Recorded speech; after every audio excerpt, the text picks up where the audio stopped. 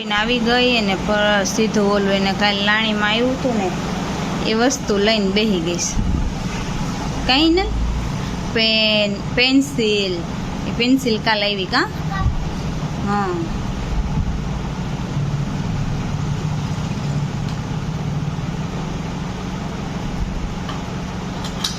અને દર્શભાઈ હજી સૂતા હે.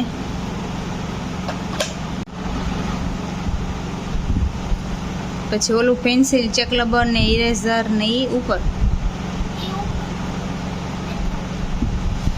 અવાજ કરતી નહીં.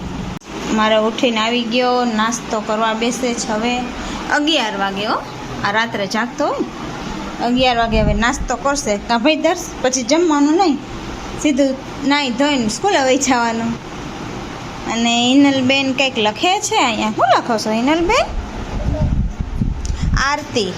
એને તે આરતી બોલવી હોય, એને બુક જોતી હોય એટલે એ કે હું મારી રીતે મારા પેજમાં લખલો, પછી મારે જોઈ જોઈને બોલવા થાય ને એટલે એ લખે છે એમાં. સરસ હો, લખો.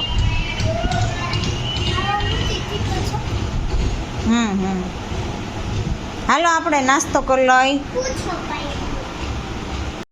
જય શ્રી કૃષ્ણ ને જય માતાજી બધાઈને. તો જો 11 વાગી ગયા છે ને હવે દર્શભાઈ ઉઠીને આવ્યા એટલે એને નાસ્તો કરાવી દઉં. અને હિનલબેને તો દૂધ પી લીધું છે એટલે હવે એ કંઈક એનું એ આરતીનું લખે છે, પછી જમવાનું બનાવીએ. ચાલો જમવાનું થાળી પીરસાઈ દઈશ. જમી ચણાનું શાક, ખાલી શાક રોટલી, લાડુ નહીં તો સેજ સાઈડમાં તે સાઈડમાં જ કહેવાય ને. અથાણું હે ને? હા અથાણું હોય બધું હોય તો ખરા ને. અલા બે શું જી મુદી ચણા? હા એટલે આ ચણાનું શાક તો ભાવે એમ. હા એવું તો એને લગભગ કઠોળ તો બધાય ભાવે. બીજ લીલોતરીમાં તકલીફ થાય. સારું સારું હાલો તો જમી લઈ. તો એક તો ગાંગરી ગયો છે કા તો પણ જ કરતો હતો. કેમ? બસ બોલી અને માથાકૂટ કર્યા કરે ને આ કપડા નથી પહેરવાના, ઓલા પહેરવા છે ને આમ નથી કરવાનું. બસ ઈ બુધવારે મેં હે ને આ કપડા પહેર્યા તા એ જી નથી પહેરવા. મેં તો તાર જી પહેરવા હોય પહેર, એમાંય નહીં પોતાને જી પહેરવા હોય નથી પહેરવા, એને પહેર્યા કરે. મેં કીધું પપ્પા હોય ત્યાં ગાંડા કાઢતા હોય.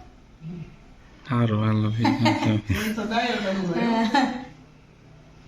થી આવીને લેસન કરવા માંડ્યા છે કા. જમવા જવાનું છે અત્યારે છે તો હમણાં જાશું ત્યાં જમવાનું સાજે હિનલને ને. હા હા તો હાલો જઈએ.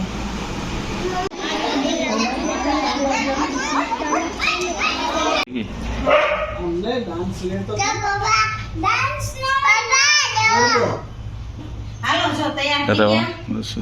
હવે જઈએ ગરબીમાં. હું સ્કૂલે જાઉં છું મારી. ઈ કે તમે સ્કૂલે જતા હોય એવું લાગે. હા બેગ મેં લીધું ને બેમાં દાંડિયા ને પાણી શીશો ને બધું જોઈ ને. ખંજરી હોય ને. હા ખંજરી ને એવું બધું. હાલો તો જાય.